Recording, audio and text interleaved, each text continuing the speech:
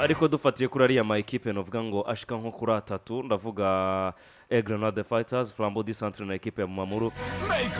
mu kiganiro Classic Sport dushire ko signature tuvuge ngo igikombe caraye kibonye nyene cyo kuri journée ya 20. C'est trop tôt canke aracari kare kuvuga ngo igikombe cabonye nyene cyo ariko amazi yatanguye kuvana n'amavuta mazi yatanguye gucayurana n'amavuta jewe ngerageje kuraba amanota ya 10 kwasinururo biriko birakura urabona yuko byatanguye ari ibintu ubona ko hari iwacu tuwe turarima ingano iyo rero ingano zikurana n'ivyatsi iyo rero zitanguye kuyangika ivyatsi bitangura kuboneka sino kuboneka gusa hari ukuntu bica bisigara hasi bikana bikumirana canke bikayonga Aigle Noir twabigarutse ko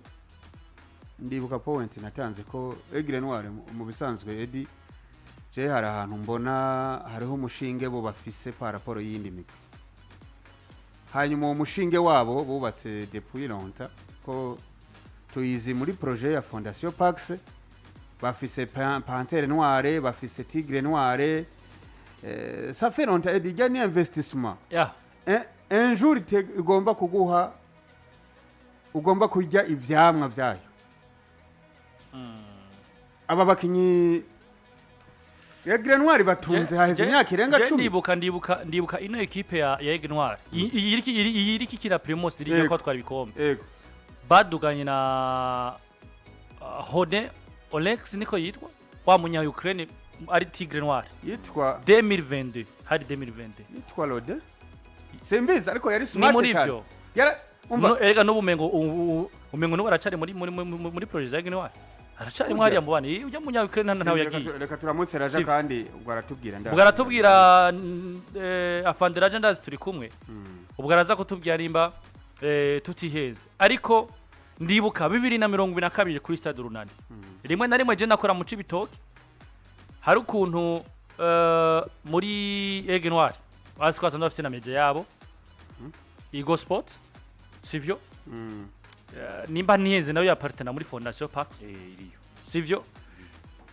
cash inkino za Tigre Noir kuko byaba bigoye ko ico gihe stade yari cakira iyi stade Noir iyo yari cakira sivyo rimwe arasanga Aigle Noir bari gukina nko mu Kayanza cyasanga bari usanga usanga Aigle yasohotse na Tigre Noir yasohotse bikayigoye buryo worungika aba journaliste bose byargiye byabagoranye bakaca barondera mu journaliste abizi mu karere equipe yagiye kinamo rero kenshi basanga kenshi match kuko hari umutipe yitwa MC Dev yakorera hariya hariyo umuvandimwe yitwa Rodrigue yakorera hariya babaje ati ninde twotuma mu Cibitoke baca banirifaye kumwe turafise umwanya uze kudukorera match ya Aigle Noir uyi transmete turaguha ibikenewe byose yari equipe bonango niri hejuru nta nubwo iri muri rouge iri ngaho ubona isa niyegere itukura mugabo mbuyamba uri kuraba match bariko barakina agenda zizi wara Aigle Noir yaratakaza amanota 3 bakayitsina igitsindo kimwe mugabo nango equipe bakinye bayimiji mvango bayishizemo amazi yabuze ya experience ko baravanga barabana batoya aba bakeve aba bavanga bakarimu aba babukurukiye yita aba Abdi Ineza sivyo bajya ba Parfait bose ba Sosthene baduganye 2022 muri Aigle Noir bavuye deuxième division sivyo equipe mari myaka ishika kuri 3 2022 2023 baduzwa muri Aigle Noir nkuru bosi nuzenya Aigle Noir amaze kwimbira bwa ati ibintu byo kuza tugura abakinyi abavanga abakinyi b'abakongomani bagira iki cyangwa se tugura ugasanga bitandukanye na projet yacu katubireke reka abana ko bamaze umwaka umyaka muri Primus League muri Aigle Noir reka baze baduge hama dufate nk'umwaka umwe tubateguye ndazuma kuri kazo batwaye ibikombo no munsi equipe ya Aigle Noir bari kuba muri recite ivyo bateguye uri kuraraba urakoze Edi uri kuraraba jewe 2020 naragiye mu Ruyigi tudugana na Bosiraja arandugana ati ngwino nkwereke projet imeze neza ndaba equipe muri defense centrale harimo umupetis yaranambabaje vraiment kubona atabandanije muri no projet yitwa Cadest yitwa Elvis Kadashira umupeti w'umunyakayanza nganira na Keve kuko Keve abakuze aba onkre biwe n'abagenzi banje arambwira ati buriya je maze imyaka 7 no mu Ruyigi tinweruka mukanza ati ngiye gukina ngira babaye abana ba equipe irabarera irabakuza gushika hibagejeje na za abdomine mwama mubona kunda zabo abana bajya hariya bakakwereka ngo izi ni projet z'ibintu bafungura abana bafungurira hamwe namba rubuyi nivyo namba rubugari nivyo namba ari iki nivyo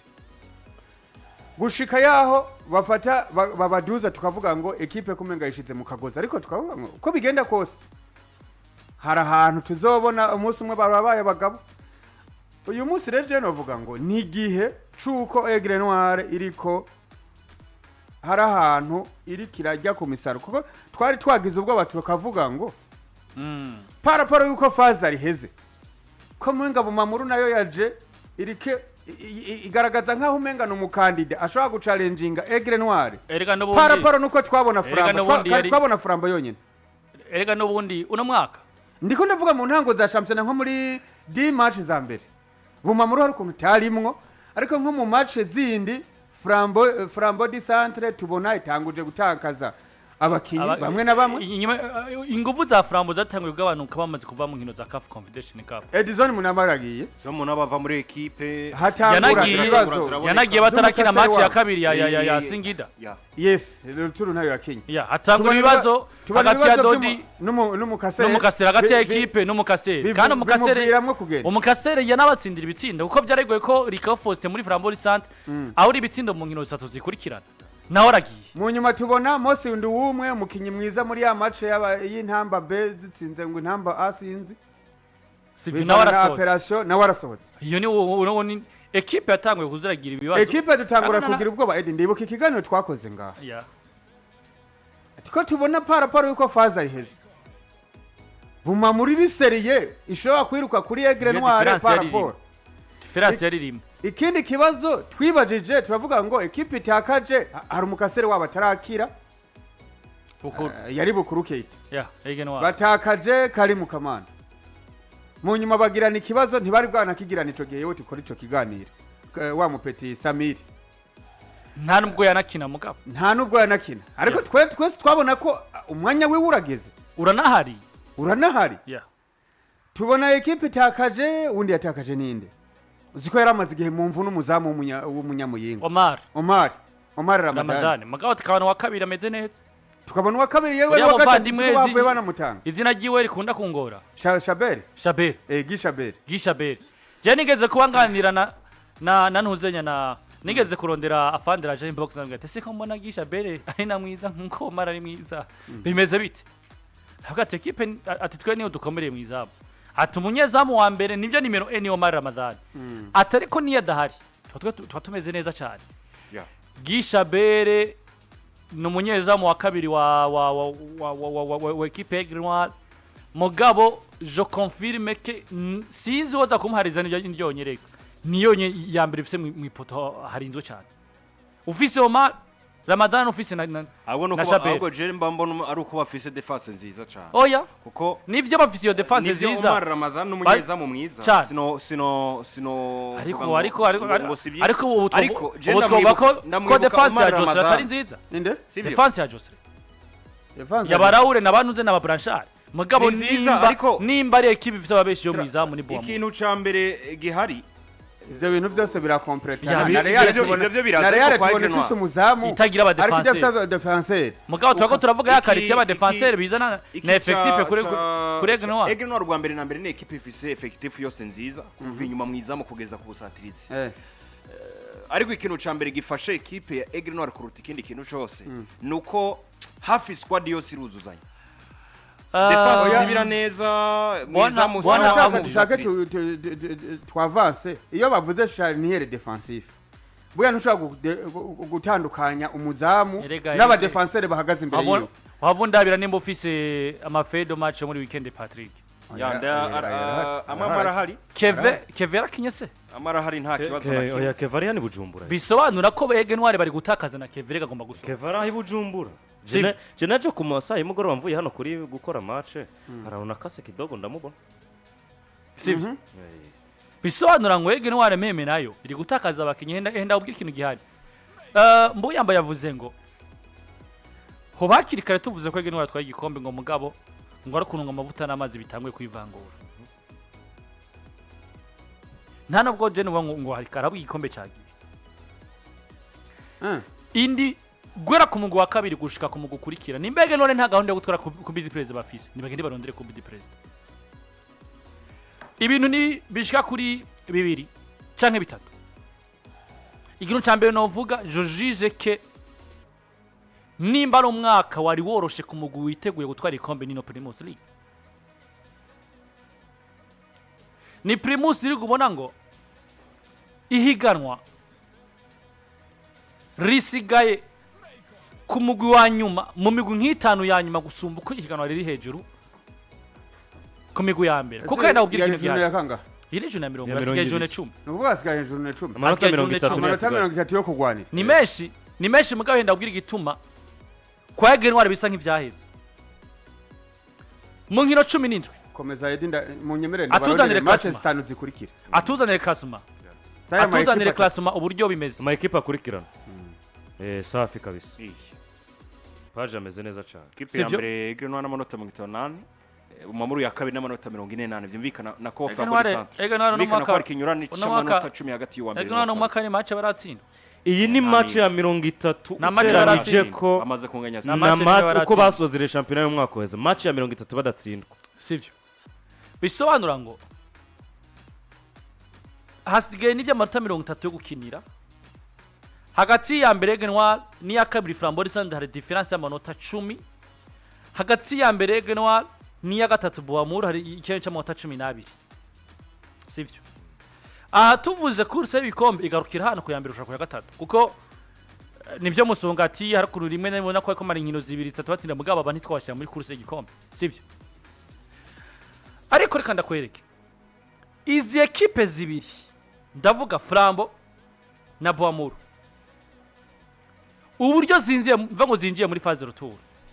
ntabwo ari equipe zitwera ko zifise ubushobozi ni muri buri bwo kumara match zine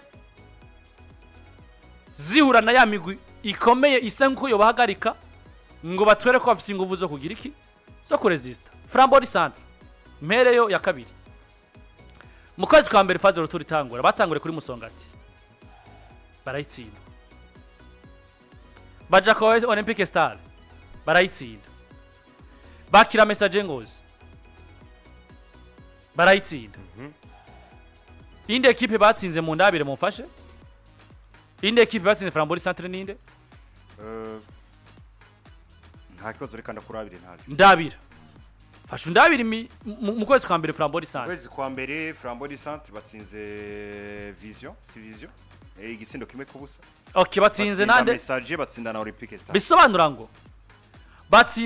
batsinzwe na Musongati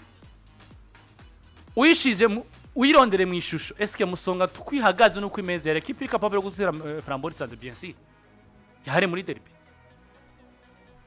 bisobanura ngo nimba uri kurondera igikombe uteza gutsinda ya migwi muhanganye bisona ko Musongati twoyishira mu migwi hanganye na Flambeau Centre mugabo twisanze muri phase turu Flambeau Centre idafise oya bahanganye guhangana no kugira iki guhangana ni equipe ishobora kukuza amanota 3 bwa mbere na mbere mu club neshitano uri Flambeau Centre bazi ko bari muri equipe imbere y'abafana babo ni equipe ishobora kumva kuguhagarara imbere kandi karizika gutsira Musongati ifise ubwo bushobozi Olympique Star nivyo ni equipe wotumye Flambeau Centre mugabo tukwibutse twibukanye uburyo sezo yatanguye kwa Olympique Star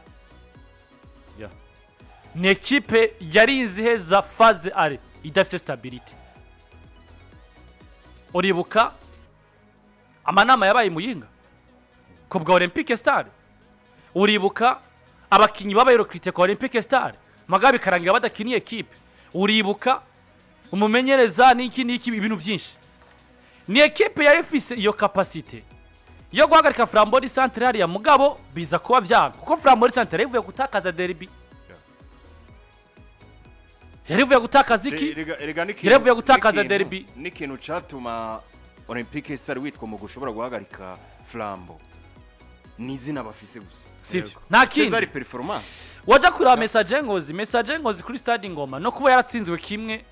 n'ubukomezi bwa message yabone ubako message ngozi yari komeye uburyo Flambeau du Centre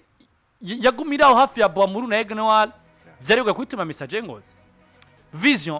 vision nayo ni equipe nayo wabona ngo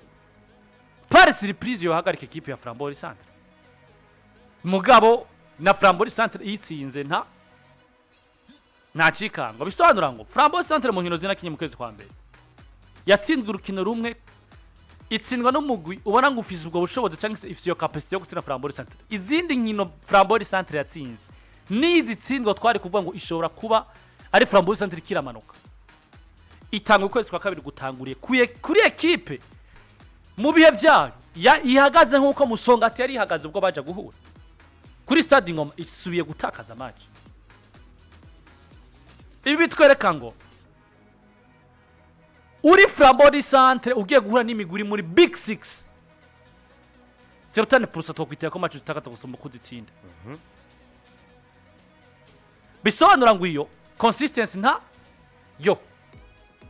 Eddie ukiri ngaho hani kuri Flambeau du Centre ukiri ngaho sibyo yavyanditse n'ikaramu ariko canke ndabibabwire mugo nari ndabimurungikiye umuvandimwe biranasomeka mbonye ko muri journée zitanu ziri imbere igikombe kiramenyekana iyo kigiye kuja kuko ubwazo uko ari zitatu zigiye guhura hagati yazo muri izi journée wewe kubwawe rero gushika uyu mwanya igikombe kiracari mu matati oya ntikiri mu matati mugabo tout est possible ariko ibyo twumva hariya uriya muriro wazimye turaza kubigaruka ko turacavuga en general sivyo turaza kubigaruka ko ikimwe imwe yose cyo ikoma mu nkokora ariko hari ahantu umuriro uri kuraka mukazima ibintu bikabandanya sivyo ariko en general uri kuraraba hari intambwe Aigle Noir yamaze gutera ariko tout est possible bro umfashe n'ivyo reka ndaza ndabigereke mva ngo ibi nyene urakoze ndaza ndabizeko bisora gusha kuri jone ya 21 22 23 25 nta bindi ndondeye kuko urumva sivyo nare kuri Flambeau du Centre reka turabino Boamuru nayo batangwe faze roturu muhira bakigwana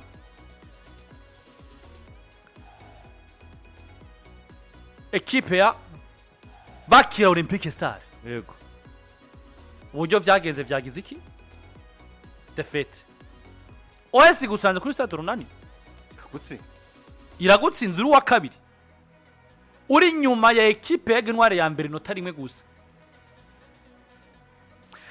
urasohotse ugiye kwa message ngozi match nil uragarutse muhira utsinze vision yibere mu bibazo abakinyi nka 5-6 bose bahagaritswe kandi beza batangura muri nuze ya muri squad ya mbere usohotse kuri match d'important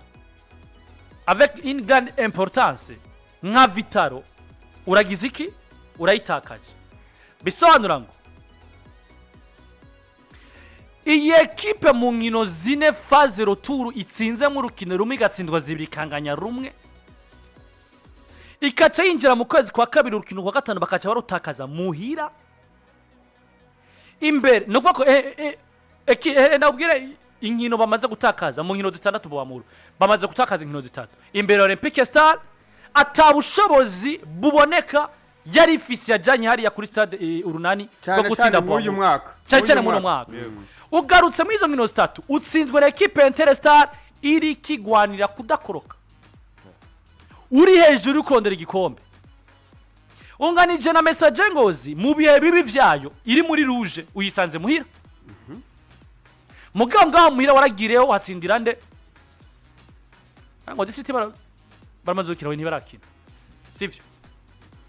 besora kwingozi bamazukira match imwe banganije na message ngose maze gutsinda Vision gusa iyo so kutagira consistency ahubwo n'ivyiri yaragize kirabivuyemo vyarajagaraye burundu nimba mu nkino zitandatu za faze retour maze gutakaza inkino zitatu kanganya rumwe ugatsinda rumwe ukanganya rumwe ugatakaza zitatu aho kuyeka amaboko reka tuje rero kuri Babara equipe ya mbere bitwaye Noir wumve ibi biharuro birivugira batanguriye he mu umfashe batanguriye kwa izi bamaze gukina match zigera kuri 5 muri phase retour batanguriye kwa Mamuru baranganya standard iyi match ya Mamuru yari na gwarukino gw'ikirarane oya urundi kirarane 16e majoro ikindi kirarane 16 17 18 19 20 zigera kuri 5 equipe ya Aigle Noir ikinye inyuma yo kunganya na Mamuru mu rukino gw'ikirarane nakuvuga ko izindi match zose ni sanfo mu kwa mbere batanguye bakira Vitaro batsinda 2 kuri kimwe iwabo match yabereye igitego yabereye no NPPs nako NPP sivyo baja mu Kayanza batsinda Kayanza United kimwe kubusa sivyo baca bagaruka muri bakira Interstar batsinda 2 kuri kimwe bayitsinda 2 kuri kimwe baca bazi Bujumbura bakigwa na BG Green bayitsinda 2 kuri kimwe baca baza muhira bakiriye ijune yaheze bakire Ngozi City 2 kuri kimwe no reka kombira reka wanzu reke guharura ivyo batsinze ndaza kubwira igituma naza kubizako bisobanura ngo equipe Aigle Noir fise 15 points sur 15 points reka twiyoze izi 15 dushaka dusubira inyuma zitanu gusa za phase retour oya ni 13 sur 15 13 none 15 sur 15 ni 15 sur 15 ne saa 3 match zitanu si 15 match banganije na Bumamuru igeni ya phazare igeni ya phazare igeni match kirarane yindwi y'umunani batari 9 ni 15 sur 15 ni 15 sur 15 bro ndabwiza ukuri rero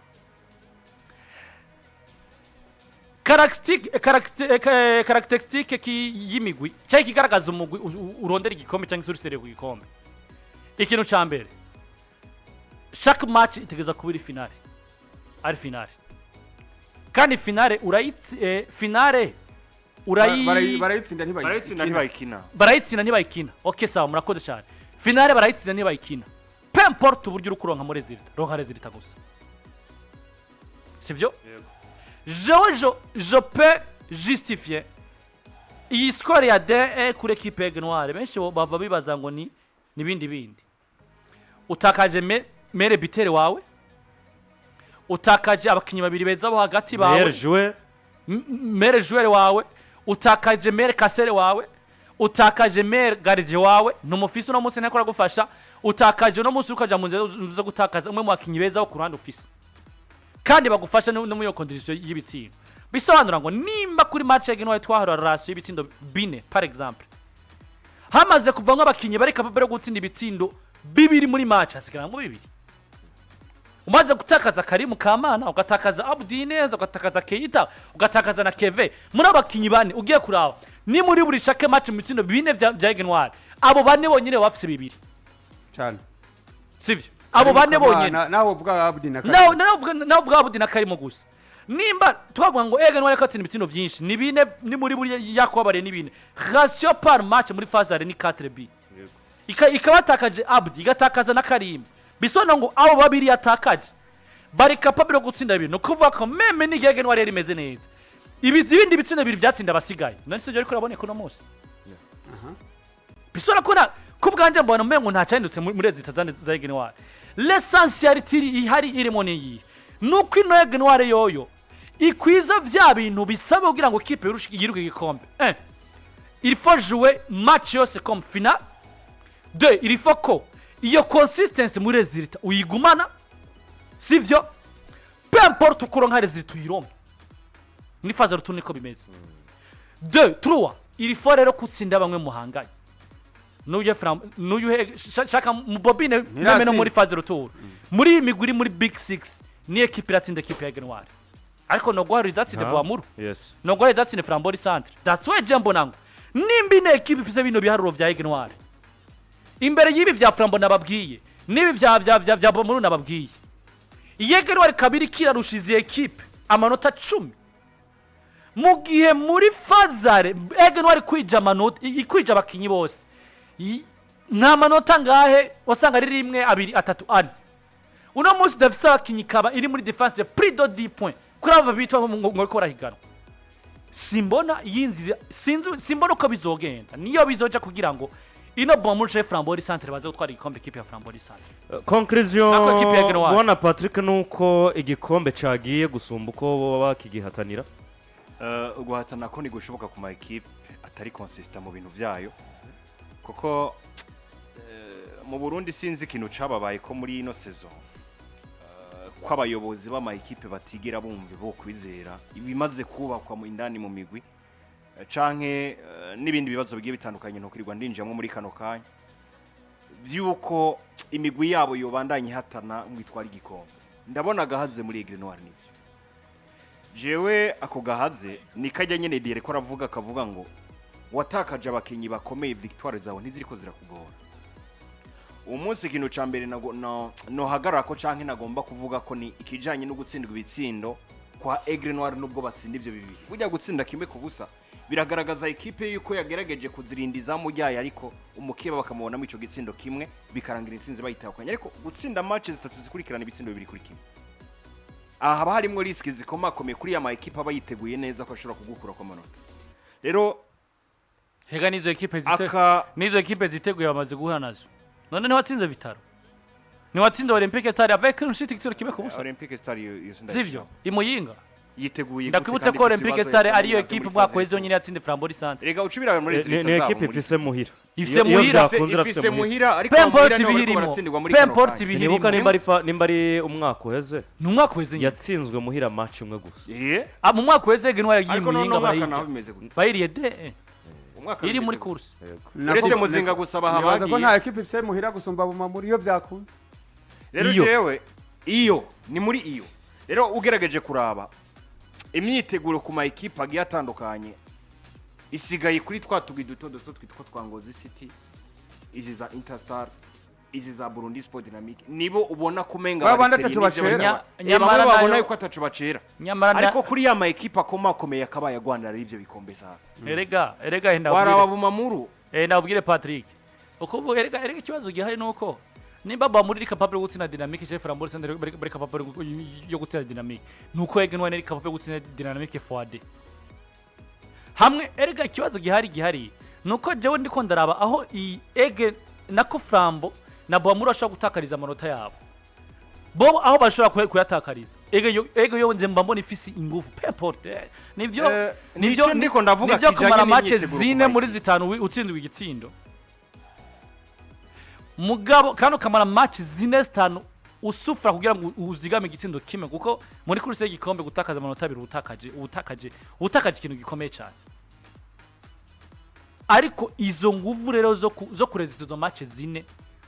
kuri ya score ya D uzigame cya gitsindo niyo byerekana the way witeguye uburyo inkino za Aigle Noir ziteguye erega buryo intsinzi si bitona mu kibuga bijya ni resulta z'ibintu biba byateguwe ava niko meme nuko match behind ya nivyo ico ni kimwe ariko ndakubwiye ikintu kimwe nimba Aigle Noir tsinda en souffrance ngozi City tsinda naka en souffrance ufise mu nkino zawe zisigaye equipe mu Rwanda igikombe itwa Flambeau ufise bumamuru ufise Musongati Patrick ndakubaza Arsenal ndi tsinda en souffrance ya hari ibintu byemewe urakeka hari ibintu byemewe muri Primus muri Manchester City mufise gukina ndibuka Man City ku mugoroba ntiyatsinze en souffrance ndibuka suko nyene erega nimba none ibaze rero iyo Flambeau ubwo nibwo mukomeze ariko baratsinda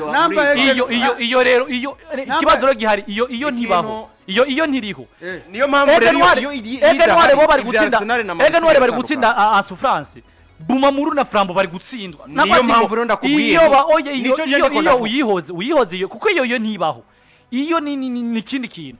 nagomanda wakaroro kamwe point of view akaroro kamwe nakamwe 2023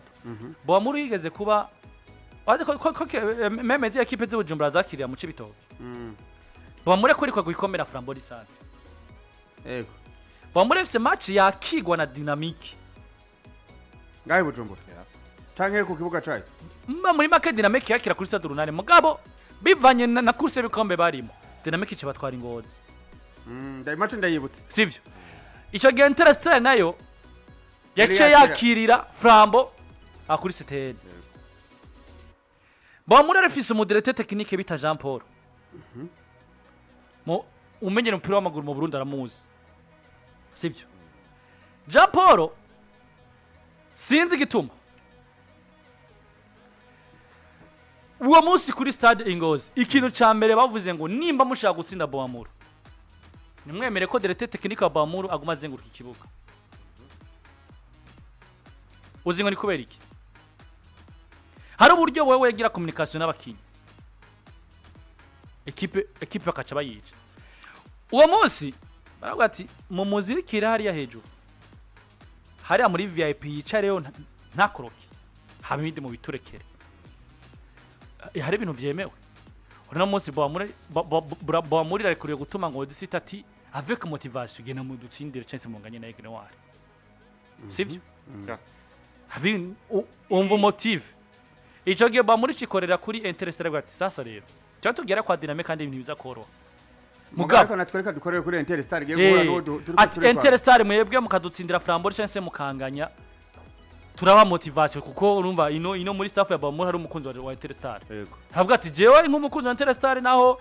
ndi muri staff ya Bamuri muga Interstellar ni y'abavyeyi reka miliyoni zingahe zirahari dynamic yacinganya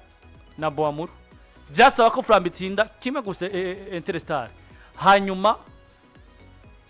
Flambeau ifata ikibazo ca mbere kandi Primus yari kubigiye uzi vyabaye c'était de nuit match hari asigaye inkino zibiri umengo nimba atari zitatu mugabo nakwize inkino zibiri kuri Flambeau Centre uburyo yari ihagaze yari Flambeau Centre yabare kipe imeze neza cyane sivyo bari bavuye gutwara igikombe umwaka bamwe bacagumamwo mu nyuma cyarasohoka noneho hafi benshi bari bamanje kugumamwo hanyuma bacasohoka mu nyuma baca Aigle Noir Interstellar igomba ikoroke meshereza ya Michel tuhabonye funga Flambeau Centre ngo banganije bibiri ku bindi matari byari bibiri ku bindi Flambeau baratsinze igitsindo igitega twari kuri stade ngoma abantu baraserebura barahwera duti nibiki bibaye bati Interstellar isinze inganije bibiri ku bindi rero nje gutuma ndakubwira ngo hajya mu kibuga ni rezilita mugabo bro match zirafise uburyo ziteguwe Abdi isa no konkriwa canke meza je ko ndavuga nti ikintu ca mbere gihari nuko uko Aigle Noir ko se biri kwitwa ari kwihura n'ama equipe atiteguye impamvu atiteguye naya kuri ni ikurikira nuko nivyo gutsindwa match no kuyinganya n'ikimwe ku ma equipe mato amwamwe akomakomeye ariko kuyitsindwa vyagaragara neza kutegerezwa kuyitsindwa wari ya equipe yari gwanira igikombe kinacho nikindi umunsi Mamuru baratsindwa na Vitaro ukavuga ngo défaite mérité batsindwa nande ukavuga ngo défaite mérité Flambeau bakina na Vision je nababwiye kuri ya match ya Vision nagaye uburyo equipe ya Vision ikina umukino wa Flambeau ikawukina kuruta Flambeau du Centre resultat nizi ziriko ziraboneka iyo uhuye rero na ya equipe yumva iteguye mu bintu byose kwigomba kugwana biragoye ko citsinda izi kibazo nayo iyi myiteguro mibi nka Aigle Noir nasize iyi myiteguro mibi y'ama equipe akaba yagwanira igikombe na Aigle Noir n'ahantu bigeze hakubwira ngo Aigle bazokwakira Flambeau kuri NPPC bayitsinde bivanye nuko Flambeau imeze Aigle bazokwakira Mamuru iburi bintu ikore kuri NPPC bazonagenda kuri ya kibuga kandi mengo zose ubwanje byaramaze gusa nibirangira mu gihe Aigle Noir batosamara nta nkino zine bazotakaza Flambeau yatsinze muri zino nkino 10 zisigaye yes nivyo kuri urugamba kurondera igikombe ca championnat no kurindira turabe ko aya ma equipe agomba kugenda yesurana buhoro gushika kuri tuzobiga ko mwinondwi tuzogera tubigaruka ko buhoro turabe ikintu Bamuri babuze ubwo equipe yitwa Aigle Noir niyo ya mbere 58 hanyuma Flambeau du Centre ya kabiri amanota 48 birumvikana ikinyuranyo cy'amanota 10 yose equipe ya Bamuri mu kibanza ca gatatu n'amanota 42 ya kane n'umusongati ifite amanota 39 birumvikana ko urugamba kurondera igikombe ca championnat ruko rumeze kanabwire ko uruganda gwitwa Superbat ruhinga